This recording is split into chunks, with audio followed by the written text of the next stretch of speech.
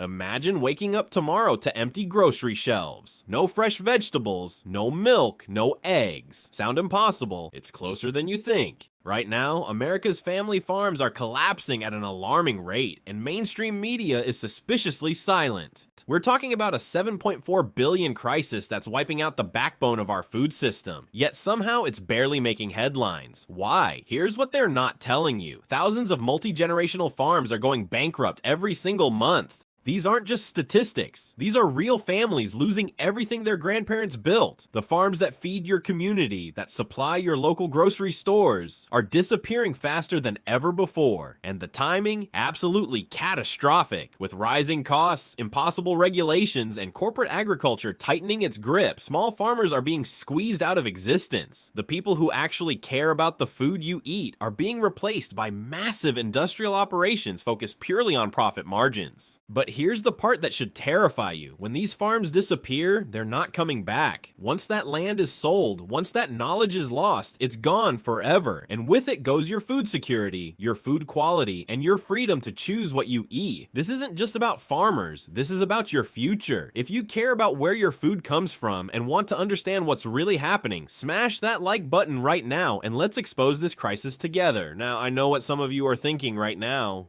You're sitting there wondering if this is just another exaggerated clickbait story, another conspiracy theory about the food system. Trust me, I wish it were. I genuinely wish I could tell you that everything is fine, that American agriculture is thriving, and that the family farms feeding this nation are doing better than ever. But the numbers don't lie, and what's happening right now across rural America is nothing short of a slow motion catastrophe that will affect every single person watching this video.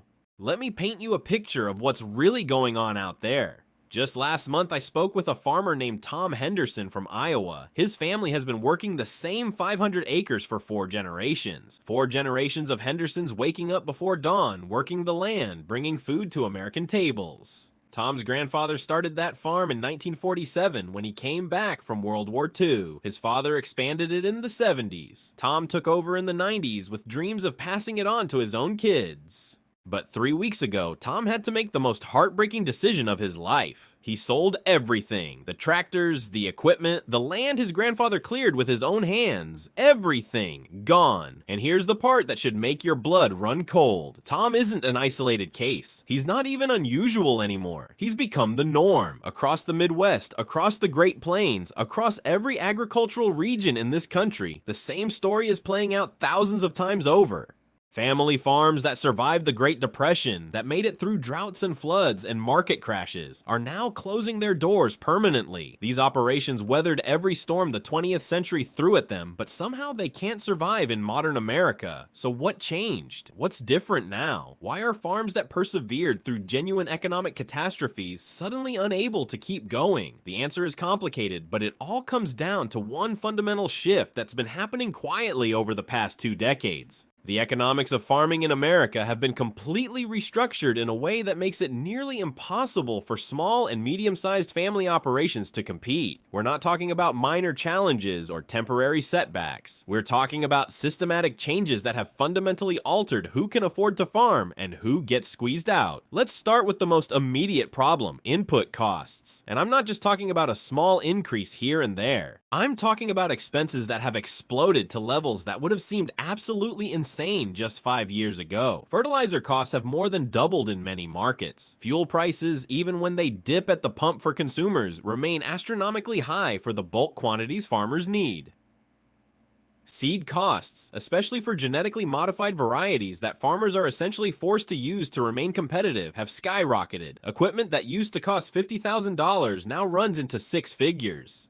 Parts that used to be $100 are now $500, but here's where it gets really insidious. While all these costs are going through the roof, what do you think is happening to the prices farmers actually get paid for their crops? You'd expect those to rise proportionally, right? After all, if it costs way more to produce the food should cost more, and farmers should get paid more. That's basic economics, except that's not what's happening. Not even close. Commodity prices, the actual money farmers receive for their corn, Their soybeans, their wheat, their livestock have remained relatively stagnant or have even decreased in some cases when you adjust for inflation. Think about that for a second. It costs them twice as much to grow the same crop, but they're getting paid roughly the same amount or sometimes even less. The math doesn't work. It can't work. No business can survive when expenses double but revenue stays flat. It's economically impossible. Now you might be wondering where all that extra money is going. When you go to the grocery store and prices have gone up significantly and farmers aren't getting paid more, where's all that money ending up? The answer is exactly where you'd expect. The massive corporations that control the supply chain, the processors, the distributors, the retailers, they're capturing all of that value. They've consolidated so much power in the agricultural marketplace that they can essentially dictate terms to farmers. They can tell farmers what they'll pay, and farmers have no choice but to accept it or go out of business.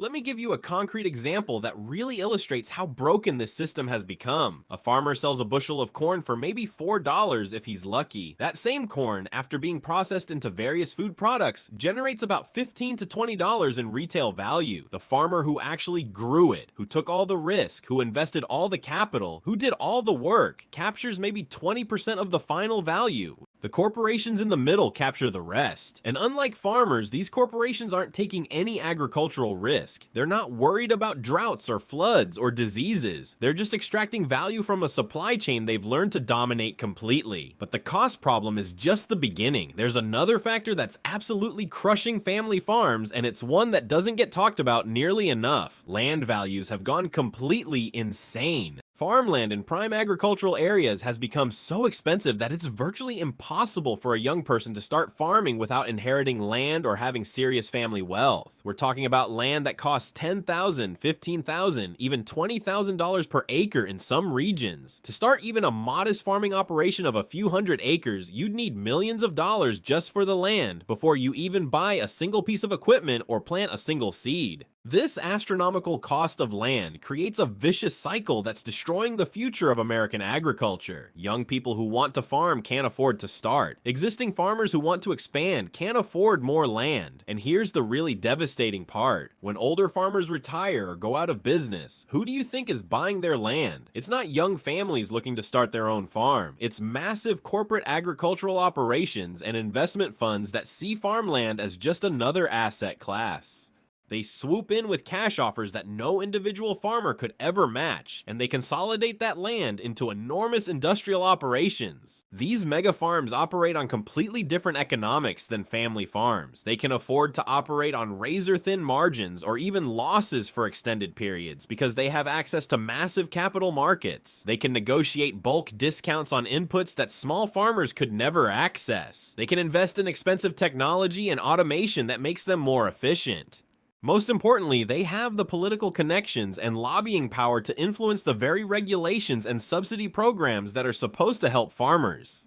The playing field isn't just tilted, it's practically vertical. And speaking of regulations, let me tell you about another massive burden that's disproportionately crushing small farms. The regulatory environment for agriculture has become incredibly complex and expensive to navigate. Now, before you think I'm just arguing against all regulation, let me be clear. Some regulations make sense. Food safety matters, environmental protection matters, worker safety matters. I'm not suggesting we eliminate reasonable oversight, but what's happened is that regulations have been written in ways that massive operations can easily comply with, while small farms get buried under the compliance costs. A huge corporate farm can afford to hire full-time staff just to handle regulatory compliance. They can afford the lawyers, the consultants, the specialized equipment, the documentation systems. A family farm running on tight margins can't. When a new regulation requires expensive equipment modifications or extensive documentation, the big operation just absorbs it as a cost of doing business. The small farm might have to choose between compliance and staying solvent. And guess what happens when they can't afford compliance? They get shut down or fined into oblivion.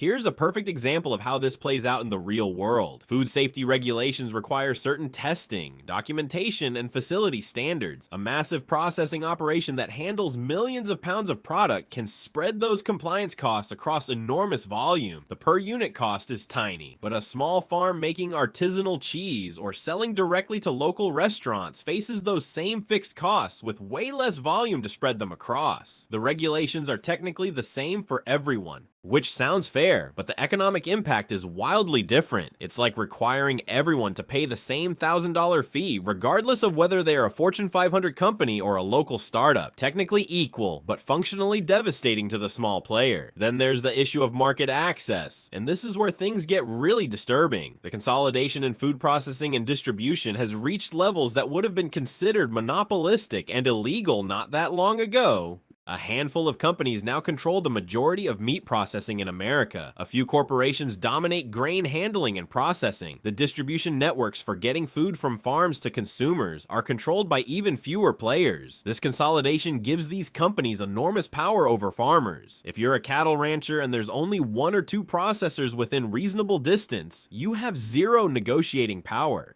They tell you what they'll pay, and you either accept it or you're stuck with cattle you can't sell. If you grow specialty crops and there's only one buyer in your region, same thing. The beautiful free market that's supposed to ensure fair prices through competition doesn't exist when there are no competitors. Farmers have become price takers in a system where they have no leverage whatsoever. And let's talk about something that makes this even worse.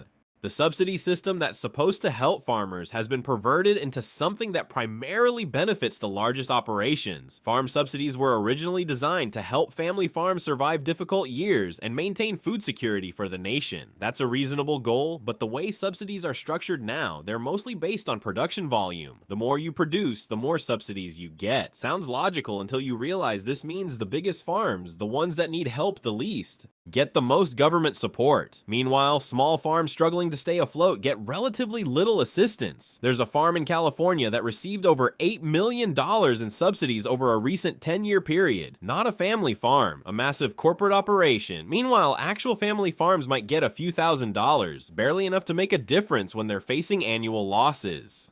The subsidy system has essentially become corporate welfare disguised as support for farmers. And because these mega farms have serious lobbying power, the system keeps getting structured in ways that benefit them while leaving actual family farmers out in the cold. Now, let me tell you about the human cost of all this, because these aren't just economic statistics we're talking about. These are real communities being destroyed. When a family farm goes under, it's not just one family losing their livelihood. It's an entire ecosystem of economic activity that disappears. The local equipment dealer loses a customer. The feed store loses business. The local diner where farmers used to meet for coffee sees less traffic. The mechanic who serviced farm equipment has less work. The small town bank loses deposits and lending opportunities. Rural communities across America are dying because the economic engine that sustained them, family farming, is disappearing. Main streets are filled with empty storefronts. Schools are consolidating or closing because there aren't enough kids. Young people leave because there are no opportunities. The social fabric that held these communities together for generations is being shredded, and once it's gone, it's not coming back. You can't just restart a community that's been hollowed out. The knowledge, the relationships, the infrastructure, once lost, is lost forever. I want to tell you about another farmer I met, a woman named Sarah Mitchell from Nebraska. Sarah is a third-generation farmer who took over her family's dairy operation when her father got too sick to continue. She works 16-hour days, 7 days a week. Cows don't take holidays. They need to be milked every single day, no matter what. Sarah told me about watching her margins shrink year after year while her costs kept climbing. She explained how the price she gets for milk hasn't meaningfully increased in over a decade, but everything she needs to buy costs dramatically more. What really struck me about Sarah's story was when she talked about her kids. She has two teenagers who grew up loving the farm, who used to talk about taking it over someday. But Sarah told me she actively discourages them from pursuing farming. Can you imagine that? A farmer who loves what she does, who comes from generations of farmers, actively pushing her own children away from the profession because she knows there's no future in it for them. That's the reality of American agriculture right now. The people who know it best don't want their kids anywhere near it. There's also a massive mental health crisis happening in rural farming communities that nobody's talking about. Farmers have one of the highest suicide rates of any profession in America. Think about the psychological toll of watching everything your family built over generations slip away. The shame of feeling like you failed when the reality is the system failed you. The isolation of rural life combined with financial stress creates a perfect storm of mental health challenges. And because rural areas are often underserved by mental health resources, farmers suffering from depression and anxiety often have nowhere to turn. The statistics are genuinely horrifying. Farm suicide rates are nearly double the national average. In some states, it's even higher, and these numbers only capture the deaths we know about. They don't capture the silent suffering of farmers dealing with depression, anxiety, and hopelessness while trying to keep their operations running. They don't capture the families torn apart by the stress of farm foreclosure. They don't capture the communities traumatized by losing neighbors and friends to suicide. But let's zoom out and talk about why this should matter to everyone, not just farmers or people in rural areas. The consolidation of American agriculture into fewer and fewer corporate hands has serious implications for every single person in this country. First, there's food security. When you concentrate food production in the hands of a few massive operations, you create systemic vulnerabilities. A disease outbreak, a natural disaster, a cyber attack on one of these mega operations can disrupt the food supply for millions of people. Distributed food production across thousands of family farms is inherently more resilient and secure. We saw this vulnerability exposed during the early days of the pandemic. When processing plants shut down, we had situations where farmers were dumping milk and destroying crops while grocery stores had empty shelves. That wouldn't happen in a more distributed system with stronger local and regional food networks. The centralization that's supposed to create efficiency actually creates fragility. One disruption cascades through the entire system because there are no backup options, no alternative pathways for food to reach consumers. Second, there's food quality and safety. Family farmers have a direct personal stake in the quality of the food they produce. Many of them eat what they grow and sell to their neighbors and communities. That creates natural incentives for quality and safety.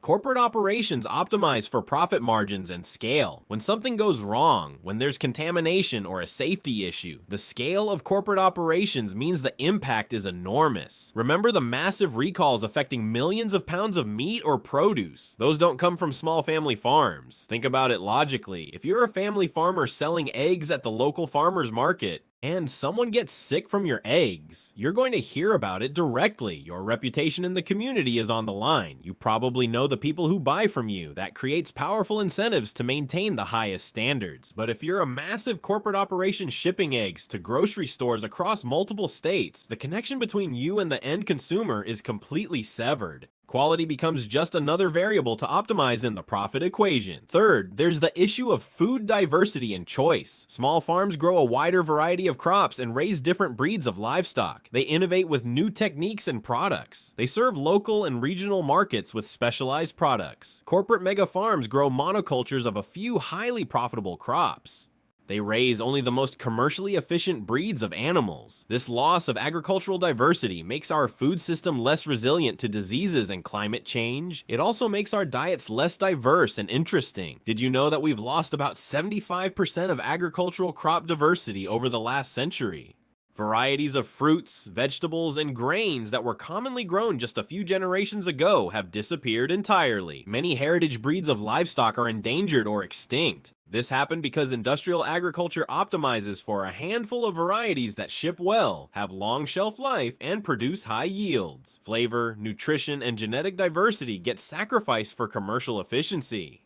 Family farms are often the only places preserving these heritage varieties and breeds. Fourth, and this is huge, there's the environmental impact. Small diversified farms are generally much better for the environment than industrial monoculture operations. They use more sustainable practices, maintain better soil health, create habitat for wildlife, and integrate into the landscape rather than dominating it. Mega farms often rely on massive inputs of synthetic fertilizers and pesticides, deplete soil health, create pollution problems, and destroy natural habitats. The environmental cost of industrial agriculture is enormous, but largely hidden from consumers. Consider the issue of soil health. Healthy soil is incredibly complex, full of microorganisms and organic matter that support plant growth. Industrial farming practices degrade soil over time, essentially mining the nutrients until the soil becomes little more than a growing medium that requires constant chemical inputs. Family farms practicing crop rotation, cover cropping, and integrated livestock management actually build soil health over time. Their farms can become more productive and resilient, not less. But these practices don't scale to mega farm operations focused on maximum short-term yields. Water pollution is another massive environmental consequence of industrial agriculture. When you concentrate thousands of animals in confined feeding operations, the waste has to go somewhere. When you apply tons of synthetic fertilizer to massive monoculture fields, the excess runs off into waterways. We have dead zones in the Gulf of Mexico and other bodies of water directly caused by agricultural runoff. We have communities whose drinking water is contaminated with agricultural chemicals. These are real public health and environmental costs that we all pay for the cheap food produced by industrial agriculture. And here's something that should really concern everyone. The same consolidation happening in farming is happening throughout the food system, and it's giving a handful of corporations unprecedented control over what Americans eat. A few companies control most of the seeds farmers can buy. A few companies control most of the fertilizer and agricultural chemicals. A few companies control most of the processing. A few companies control most of the distribution. A few companies control most of the retail grocery space. At every level of the food system, we've allowed consolidation to proceed to the point where competition barely exists.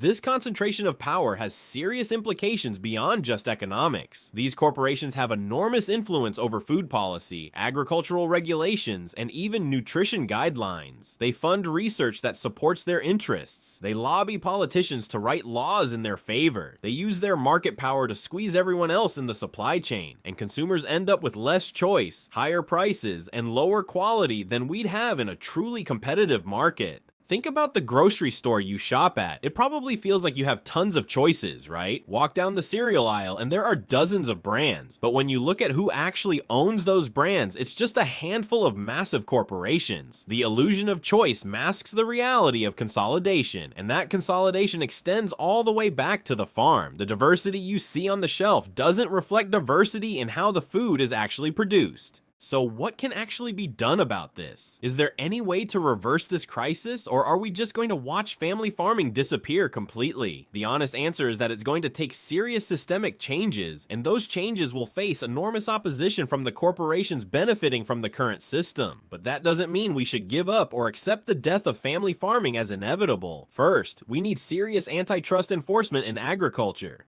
The consolidation that's been allowed to happen would have been blocked decades ago when we actually enforced antitrust laws. We need to break up the monopolies and oligopolies that control food processing, distribution, and retail. We need to create real competition again so farmers have actual market power and choices about where to sell their products. This isn't radical. This is just enforcing laws that already exist but have been ignored for decades. Second, we need to completely restructure agricultural subsidies. Instead of payments based on volume that primarily benefit mega farms, we need subsidies targeted at supporting small and medium-sized family farms. We need programs that help young people start farming by making land access more affordable. We need support for farmers transitioning to more sustainable practices. We need subsidies that actually serve the public interest, not corporate profits. Every dollar of taxpayer money going to support agriculture should be advancing goals like food security, environmental sustainability, and rural community vitality. Third, we need regulatory reform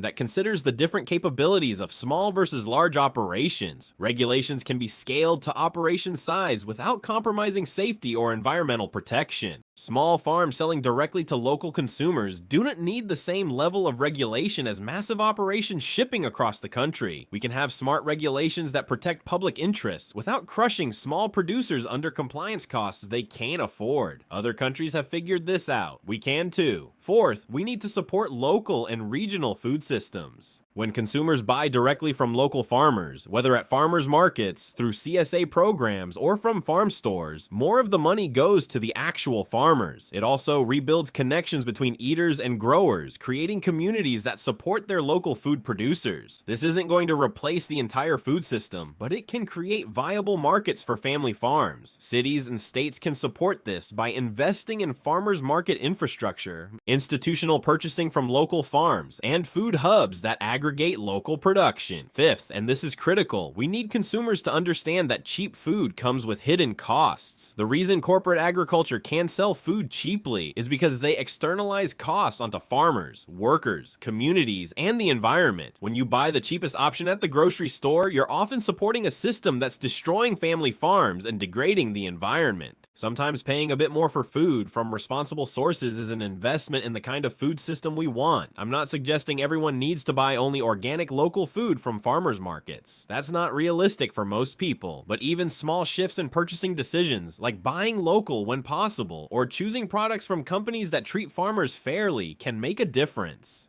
And demanding that grocery stores and restaurants source more food from family farms creates market pressure that can help preserve these operations. We also need to rebuild the infrastructure of local and regional food systems that's been dismantled over decades of consolidation. Small processing facilities, regional distribution networks, local slaughterhouses for meat, grain mills, creameries for dairy. All of this infrastructure used to exist to serve local and regional markets. Most of it's been shut down as consolidation pushed everything toward larger and larger scale. Rebuilding this infrastructure creates opportunities for family farms to sell their products without going through the corporate controlled supply chain. There are some encouraging examples of communities and regions that are fighting back against this trend. Some states have created programs to support new farmers and preserve farmland. Some communities have invested in food hubs and processing facilities that serve local farms. Some consumer cooperatives have created direct relationships with family farmers. These aren't silver bullets, but they show that alternatives are possible when people decide to prioritize them. The crisis facing American family farms is real, it's urgent, and it's going to affect all of us whether we realize it or not. We're at a crossroads where we need to decide what kind of food system we want. Do we want food production controlled by a handful of massive corporations optimizing for profit? Or do we want a diverse system of family farms producing quality food for their communities? The choice we make now will determine what American agriculture looks like for generations. This isn't just about nostalgia for a romanticized past. This is about food security, food quality, environmental sustainability, and economic fairness. This is about whether rural communities survive or disappear. This is about whether the next generation will have any opportunity to farm or whether that door will be completely closed. The stakes couldn't be higher, and the clock is ticking. Every week, more family farms close their doors for the last time. Every month, more farmland gets consolidated into corporate operations. Every year, the crisis gets worse and the path back gets harder. But here's the thing that gives me hope. People are starting to wake up to what's happening. More consumers are asking questions about where their food comes from. More young people are interested in farming despite the obstacles. More communities are recognizing that they need to support their local food systems. Change is possible, but only if enough people understand what's at stake and decide to do something about it. That's why videos like this matter. That's why spreading awareness matters. That's why your engagement and your choices as a consumer matter. We can still save American family farming, but the window of opportunity is closing fast.